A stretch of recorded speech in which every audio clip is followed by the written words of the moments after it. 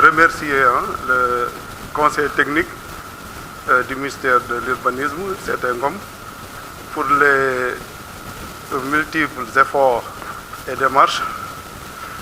donc pour accompagner notre bureau, pour trouver des solutions par rapport à ce problème. Comme tu viens de le dire, la décision de justice est tombée. Avant que la décision de justice tombe, je pense qu'il y a eu des discussions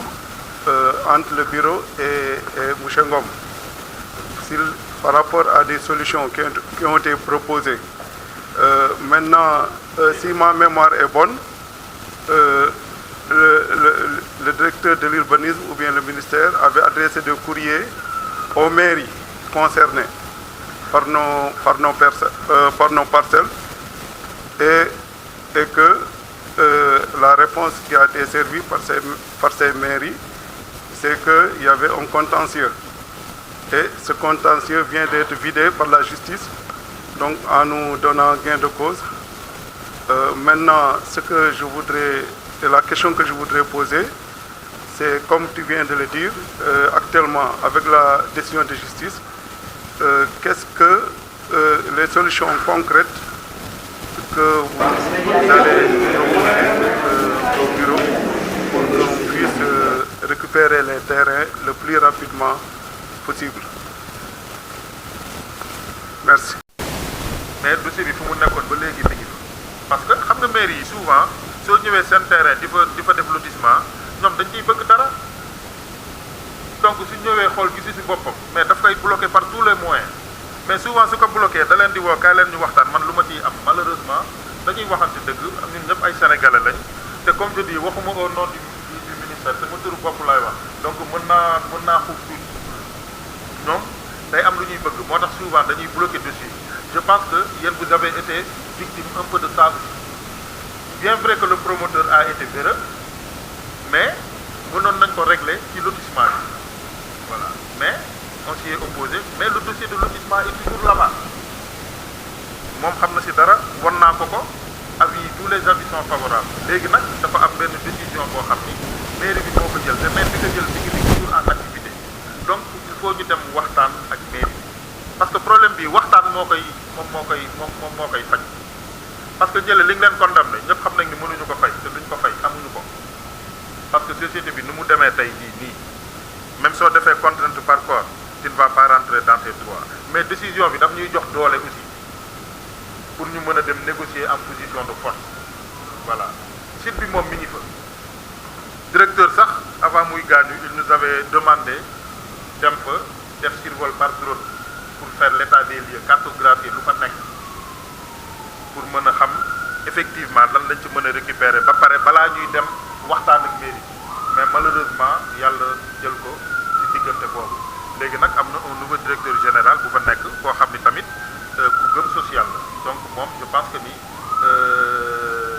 dinañ ko sensibiliser tamit pour mu mën a eggali le processus parce que processus bu avancé woon la su ñu amee autorisation de lotir ba ñu signé ko mairie bi d'accord ñële tamit d'accord mais bu boobaa foofu au moins dinañ fa am ay quelques parcelles yoo xam ne dinañ ko mën séddale les plus urgents te loolu mën na lu gaaw la mën a doon voilà lu gaaw la mën a doon mais nag il faut ñu gaaw tamit ci waxtaan yi gaaw ci voilà ci diligence yi pour que solution boobu mën a nekk parce que foofu mooy 90% du contentieux ci def c'est dans les régions yi moom bëriwul bu mu ñëwee dama ko ne région yi man dama bind personnellement tous les chefs de service urbanisme région yu concerné pour ñu defal ma l'état des lieux mais xam nga souvent en matière foncière tey yow fi nga la affecté suuf mais suuf boobu suufu domaine national la maanaam li nga xam ni askan bi yëpp a ko bokk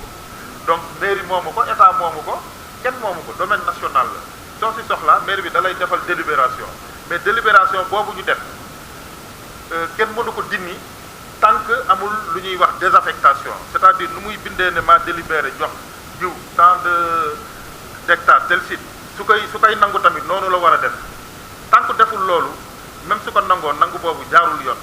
te am na décision de justice yu bëri yoo xam ni Cour suprême dafa annuler décision de désaffectation yoo xam ni ki ñu désaffecté avertiruñ ko donc mairie bi ci loolu la sukkandikoo man même j'étais étonné pourquoi cette décision-là n'a jamais été attaquée. Peut-être que vous n'étiez pas au courant de la décision, mais décision boobu suñ ko attaqué woon tey mairie bi du am benn kii parce que amul benn acte de désaffectation moom dafa ñëw rek bloqué affaire yi donc yooyu noonu il faut nga xam piste yu sewaan yooyu pour nga mën ci dugg pour mën a am solution donc loolu ñu ngi ciy liggéey te sori nañ ci bëgguma dugg dans les détails mais waa bureau bi xam nañ am nañ foofu ay piste de solution yoo xam ni mën nañ fa récupérer ay parcelles dans les régions aussi ñooñu bëriwuñu les services de l'urbanisme ont fait leur travail ils nous ont fait comme ni nga ko waxee l'état des lieux mais ce qui se passe mooy defe naa kenn rek moom moo répondre gul mooy Louga waaw mais yi ci des yëpp am nañ l'état des lieux région yi c'est pas compliqué mën nañ fa am solution parce que tey ministère bi urbanisme am na ay piste de solution yoo xam ni même suuf si su fa nekkatul parce que ñooñu bëriwuñu ñun mën lañ leen jox ci projet yi ñuy liggéey parce que tey soo xoolee ministère ñun ñooy gérer lu ñuy wax les ZAC les zones d'aménagement concerté tey région boo dem am na un projet de ZAC buñ fa prévoir les pôles urbains ñun tam ñoo koy gérer tey région boo dem am na pôle urbain te yooyu yëpp ay réserve foncière la loo xam ni askan bi moo ko moom donc suñu waxtaanee ba juboo foofu war nañ fa mën a yëkkati ay 15-20 parcelles jox ko pour ñoom seen jàngara saafara foofu mettiwul léegi li ci lu gën a metti moom mooy la région de Thiès parce que foofu effectivement mais alhamdulilah site bi mi ngi fa parce que tey mënoon nga dem fekk ñu occuper site bi yëpp mais maire bi laalu ko li tax laalu ko moom xam na li tax ah donc terrain bi mi ngi fa léegi nag pour jot fi dafa laaj waxtaan parce que ku nekk man wax naa ko nee naa ko nag mënu leen jël lépp wax moom day leer suuf si mënu leen jël lépp maire bi dina jël wàllam ngeen jël seen wàll il faut mu am compromis mooy tax solution am mais soo ñëwee taxaw ci sa position ne non fii man maa ko moom non du sotti yàlla def na xam nga yéen délibération bi nekkul seen tur nekkul ci turu coopérative bi donc tey su ngeen ñëwoon sax di laaj da nga leen naan mais yéen amu leen problème ak ñun yéen ñi ngeen amal problème ñooñu dem leen ci ñoom ngeen wax ak ñoom dafa am approche bu ñu war a am pour régler les contentieux mais yàlla def na ñi nga xam ni ñoom ñoo donn société bi ñi ko donn moom xam na ci dara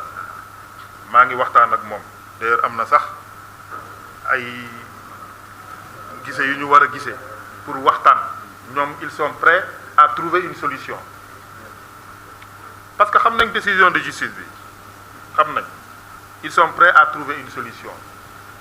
équation bi nag mooy mairie bi mais suñu demee coopérative bi parce que ñett la coopérative bi mairie bi ak le promoteur léegi ñëpp suñu d'accordé waxtaan foofu kay solution war na mën a am voilà donc waxtaan boobu nag pour man loolu moom mooy prochaine étape bi décision de justice bi loolu moom yéen la yéenay xool lu ngeen kiiwee ngeen defee ko man loolu du ma ci intervenir mën naa ci joxe nag ay conseils parce que loolu yéen la entre promoteur bi la ak la coopérative mais man lu may wax c'est pour la position du ministère de l'urbanisme maanaam liggéey bu ñuy liggéey ñun loolu la c'est-à-dire waxtaan juboo trouver solution ñun loolu la ñu xam noonu la ñuy liggéeyee voilà daanaka nag am na décision de justice duñ ko fàtte dinañ ci sukkandikoo pour gën a peser parce que loolu da lay gën a dooleel nga ne gis nga pour wane ni nekkatul sax ngay prouver ni yow tu as raison parce que la justice t'a donné raison ku justice joxe raison kay état bi war na la gën a mën a jàppale te ñun ba ñu commencé on n'avait même pas encore de décision de justice ou bien il n'y avait pas de décision de justice on l'avait fait sur la base du dossier mais la décision de justice bien renforcée effectivement tout le travail qu'on avait déjà entamé moo tax ma ne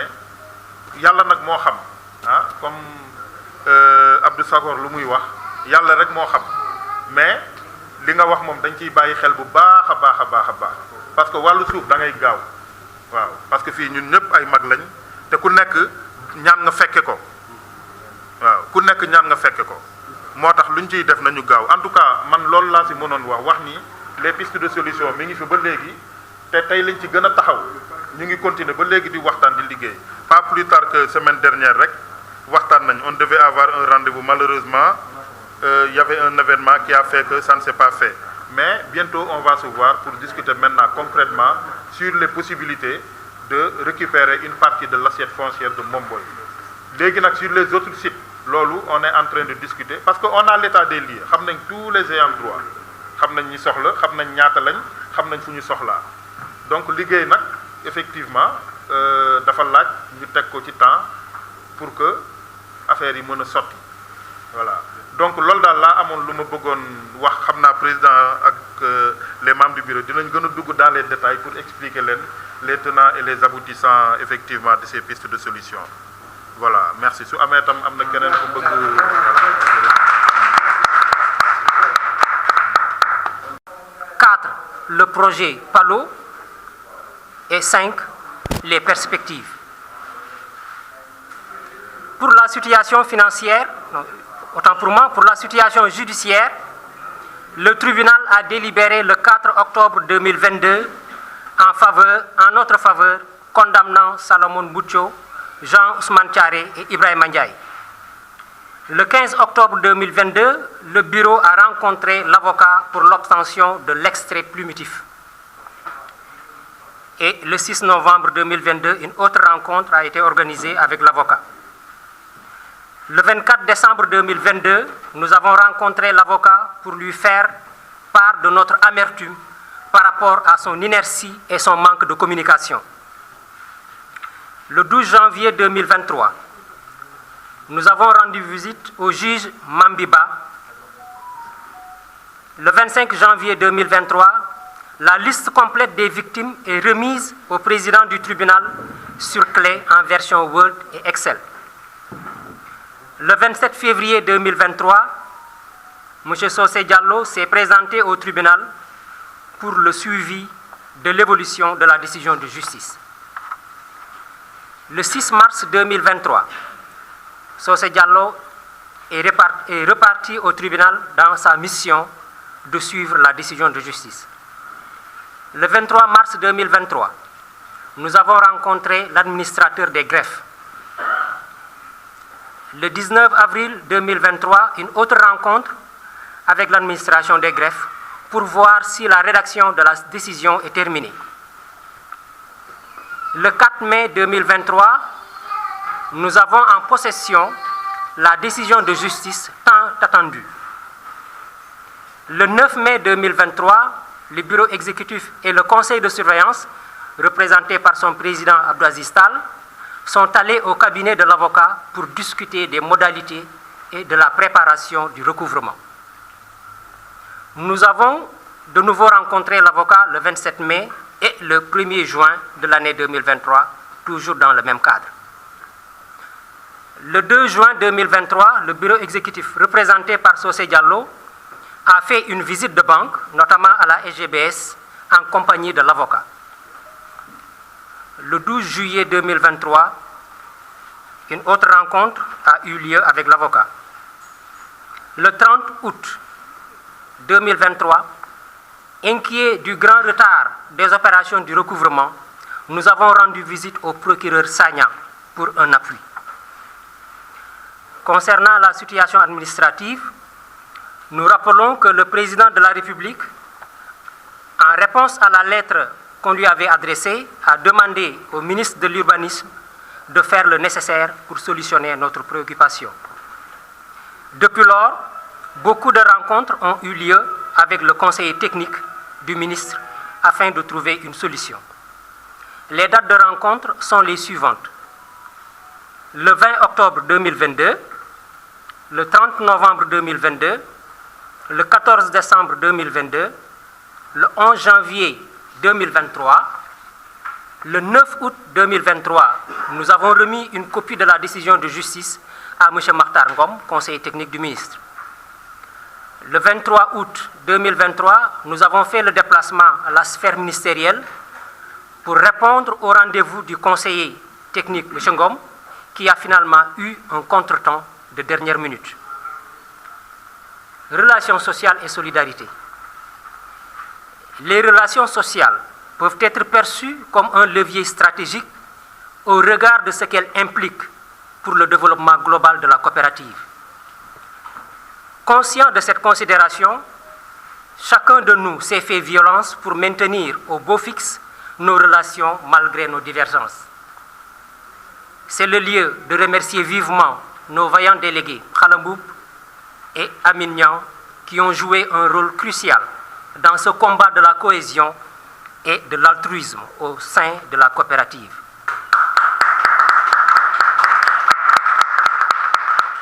Mention spéciale au président du conseil d'administration Babacar Ly pour sa courtoisie, pour son style de management souple et participatif, source de confiance, de satisfaction, de motivation et d'engagement pour les coopérateurs que nous sommes. Nous avons vécu des moments d'intense amour et de solidarité durant nos événements de bonheur et de malheur. Ce chapitre nous fait penser à nos morts, membres ou parents. Une pensée pieuse envers Feu Alassane Ndiaye, Feu Mohamedou Sem, Feu Habib Diaw, Feu Binta Fall, Feu Khoudia Mbow, Feu Aïssatou Diallo, Feu Tamba Baldé, beau-frère de Amadou Diallo, Feu le père de Makhtar Diouf, Feu le père de Serigne Tako Diop, Feu le père de Khalamboub, Feu Abdourahmane Koïta, cousin de Pape Demba Diallo, Feu les parents de Monsieur et Madame Sao, Feu les parents de Mère Aïssatou Sow, Feu le père de Hassan Ndiaye, président du tribunal de Fatick, membre de la coopérative, Feu la sœur aînée de Seydou Diallo, Feu l'oncle de Samba Baldé. Bref, à tous nos morts, qu'Allah les pardonne, descende sa bénédiction sur eux et les accueille dans son paradis céleste. Durant ces moments difficiles, les sociétaires ont manifesté leur sympathie et leur solidarité aux défuntes familles en formulant des prières et en contribuant financièrement si le regretté est un membre. C'est pareil pour le cas des parents décédés, excepté le soutien financier. Nous ne pouvons pas terminer sans remercier le groupe de récital du Saint-Coran dirigé par Abdou Sakor Seck qui se met en œuvre à chaque fois que ces événements surviennent dans le groupe. Maintenant, pour le projet Palo, le projet d'acquisition de parcelles à Palo, pour rappel, au sortir de l'Assemblée générale du 24 septembre 2022 au Ravin Night Club, nous avions en perspective mis le focus sur la recherche et l'acquisition de parcelles. C'est en cherchant à satisfaire cette volonté que nous avons mené beaucoup d'investigations foncières dans la région de Thiès. Dans un premier temps, nous avons trouvé le lotissement Djibril Meng dans le site de Koloban Tangor, géré par le groupe Zentra Humo. Le président Babacar Ly a rencontré la société Zentra Humo pour la première fois le 28 février 2023. Après le compte-rendu de l'entretien, le bureau a fait une visite de site le 18 mars 2023. Une deuxième visite est effectuée en compagnie de Aminyan, modérateur, et de Khalamboub, délégué de la diaspora. Le bureau a pris l'option de vérifier tout le circuit de l'obtention des papiers administratifs des parcelles avant de s'engager. C'est ce qui nous a amené à faire une simulation en allant payer au niveau du trésor public de Tivaouane et faire l'enregistrement à la mairie et demander une autorisation de construire sans aucune difficulté. On a rendu compte dans le panel avec des images à l'appui. Des membres ont vu que le lotissement en question est irrégulier et qu'on devrait abandonner. Nous avons été très réceptifs à cette remarque en rompant automatiquement le protocole. Un grand merci à tous les membres pour les conseils et suggestions pour un meilleur choix. Le bureau exécutif et Aminyan sont partis visiter le site de Palo, donc, du groupe VIP, le 25 mars 2023. Nous avons discuté des modalités d'acquisition des parcelles avec le promoteur Khadim Samb le 3 mai 2023. Le contrat est ficelé pour un lot de 550 parcelles de 200 mètres carrés chacune. Le premier versement est effectué le 18 mai 2023. Aujourd'hui, Dieu merci, nous avons honoré 5 mois de versement. Pour ce qui est des perspectives, nous nous engageons à poursuivre le combat judiciaire jusqu'à recouvrement intégral. Le deuxième point fort sera de travailler avec Mme Aminata Sikone, ancienne représentante de l'ONU pour les bourses. Nous voulons travailler avec lui et c'est un projet que nous allons vous soumettre. Et je crois qu'ensemble, nous verrons que ce sera très bénéfique pour la coopérative. La voilà, Mme Aminata Sikone. Donc, elle va surtout travailler à nous amener donc, des dons et des legs à l'étranger. Parce qu'elle a fait les États-Unis, elle a travaillé aux Nations Unies. Donc, elle a beaucoup de connaissances dans ce domaine. Et elle s'en est ouverte à nous et nous dit qu'elle est disposée à vraiment travailler. Et il faut savoir c'est qui Aminata Sy. C'est sa maman qui était membre de la coopérative, malheureusement décédée. Quand elle est revenue des États-Unis pour régler ce problème d'héritage, alors elle s'est engagée à se battre à côté de la coopérative pour que tous nos problèmes soient solutionnés.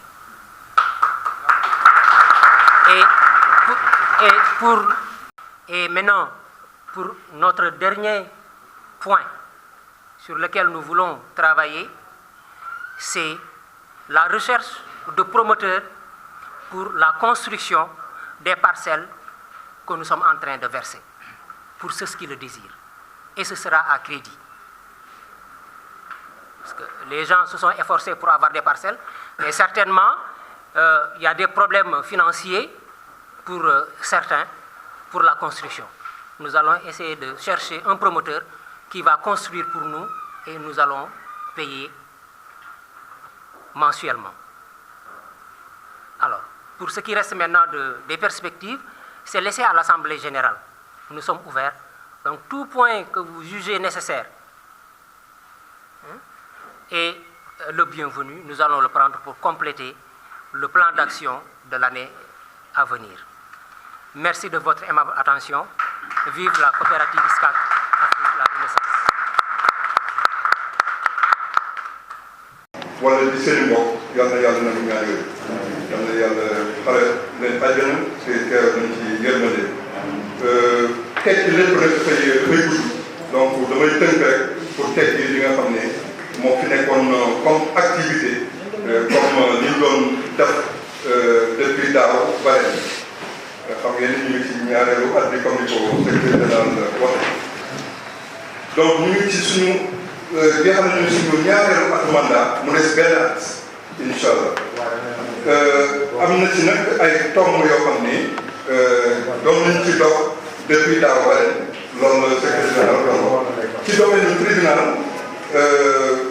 topp nañu xeex ba ci tribunal ba gagné ko décision ba génne le 4 octobre bee passé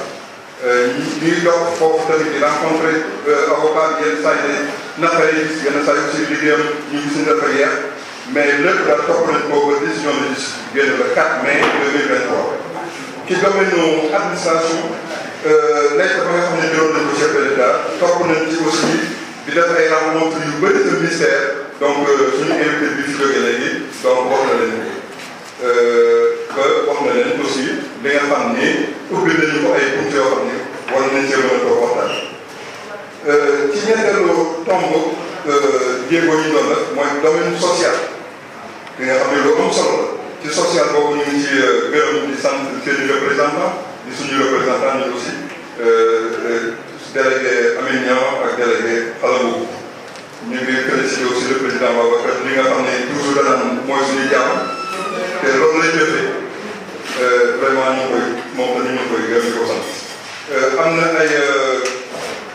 lu fi jot a jàllale wax nañ ko lu fi jot a dëpp gis nañ ci taxawaay ñëpp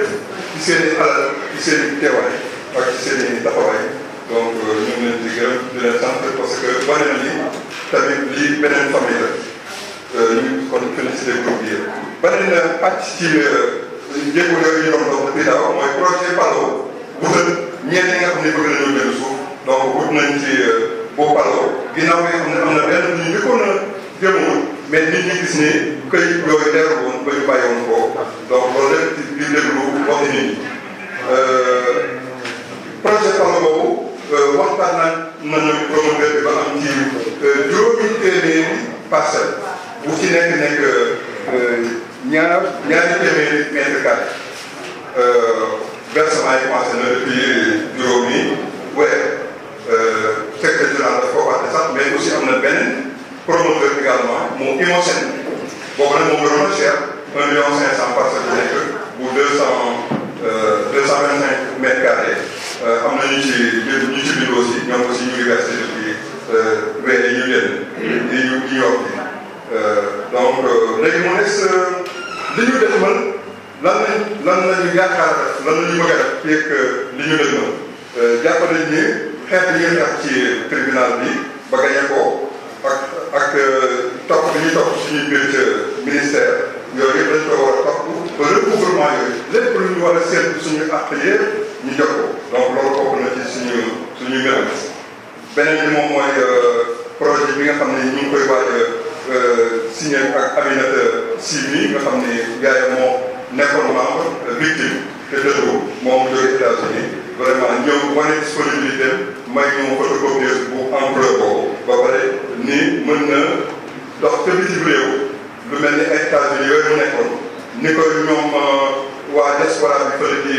doxee ci Europe moom aussi moom loolu la bëgg a def ci côté Amérique ak Asie donc ak leneen ak bourse yooyu secrétaire général boobu leneen bu mujj bi moom mooy promoteur dinañu seet ay promoteurs yoo xam ni mën nañoo ñoo tabaxal site yi nga xam ni ñenn si yéen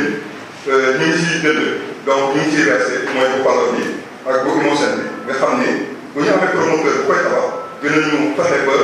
mu bañ a nekk loo xam ne da nga koy fay cash mais mu nekk loo xam ni da nga koy fay ndànk-ndànk léegi nag loolu ñun la ñu jàppoon ci li ñu dëgmal bu amee keneen koo xam ni wala ñeneen ñoo xam ni gis nañu leneen loo xam ni ñun aussi war nañ cee xar suñu tànk tubay ci lii nekk suñu kanam aussi ñu ngi ubbeeku ñu ngi leen di déglu jërë ngeen.